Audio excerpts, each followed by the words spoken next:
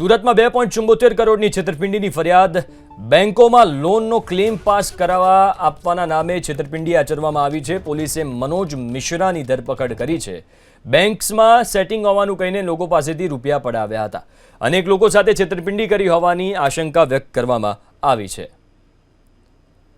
તો સુરતમાં 2.74 કરોડ એટલે કે 3.25 કરોડની આજુબાજુના ફ્રોડની ફરિયાદ નોંધવામાં આવી છે। બેંકમાં લોનનો ક્લેમ પાસ કરાવવાના નામે ફ્રોડ આચરવામાં આવતું હતું। આ વ્યક્તિ જે તમે સ્ક્રીન ઉપર જોઈ રહ્યા છો એ આ ફ્રોડ કરતો હતો।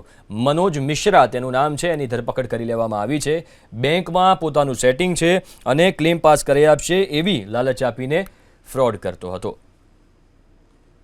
તો સુરતમાં 2.74 કરોડ એટલે કે 3.25 કરોડની આજુબાજુના ફ્રોડની ફરિયાદ નોંધવામાં આવી છે। બેંકમાં લોનનો ક્લેમ પાસ કરાવવાના નામે ફ્રોડ આચરવામાં આવતું હતું। આ વ્યક્તિ જે તમે સ્ક્રીન ઉપર જોઈ રહ્યા છો એ આ ફ્રોડ કરતો હતો।